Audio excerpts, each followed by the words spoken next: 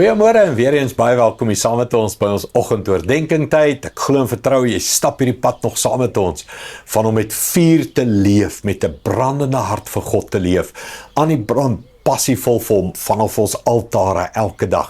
Nou vandag se skrif, kom ons gaan verder, Jakobus 4. Ons is daar in Jakobus 4 vers 5 vanoggend. Hy sê: "Of dink julle dat die skrif sommer maar net sê, sommer van selfsprekend. Nee, hy's ernstig as die skrif sê.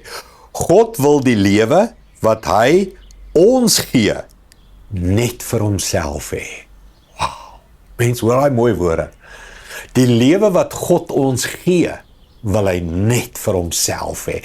Kom ek vat jou terug, paar weke terug het ek het gepreek, iets van wat is ons doel hier op aarde.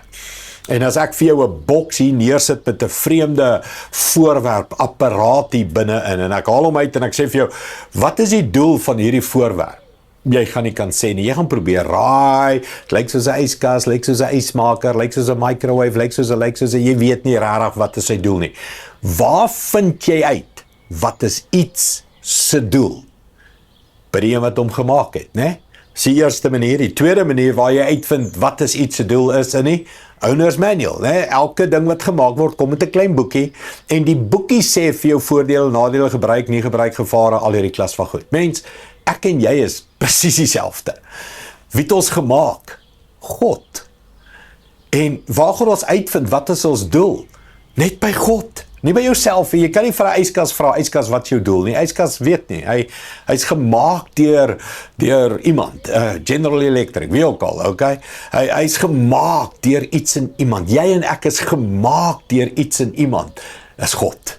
So ons doel gaan ons net by hom uitvind. En waar nog? By die Owner's Manual, die Bybel. Die Bybel sê vir ons, wat was God se doel van die begin af met jou? En hier sê hy vir jou, hy het die lewe wat hy vir jou en my gegee het, wil hy vir homself hê. Jou doel is om net vir hom te leef. En dit is nie super spiritual nie, mense. Dis nie weird nie. Dis nie 'n pie in the sky weird teologie. Hoe leef ek vir die Here? Ek moet werk toe ry.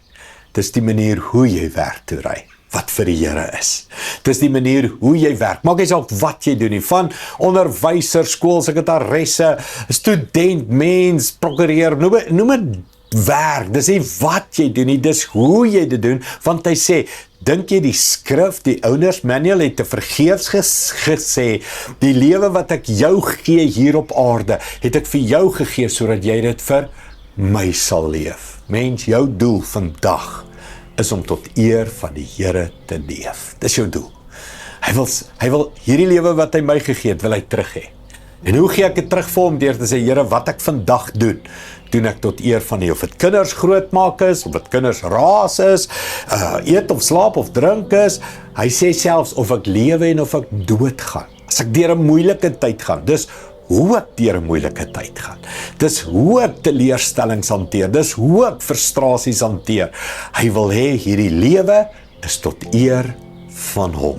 Kom ons leef vandag net tot eer van die Here. Kom ek bid dit vir jou. Hemelse Vader, baie dankie dat U ons doel so duidelik vir ons kommunikeer. Jou doel is vir my tot my. Jou doel is, ek het jou geskape en jou lewe moet altyd terugreflekteer na my toe. Ek het jou geskape vir my vreugde, vir my plesier. Ek het jou geskape om saam met jou 'n avontuur te leef, elke dag, van hoe jy liefhet, hoe jy aanpak, hoe jy uitdagings vat, hoe jy kreatief is. God leef saam met ons. Dankie daarvoor, Here. Here, vandag, my lewe is tot U eer, tot U doel, tot U vreugde. Dankie daarvoor, Here, in Jesus naam. Amen. Dankie, liewe vriende. Sien jou weer môre. Trots geborg deur Evergreen Turf.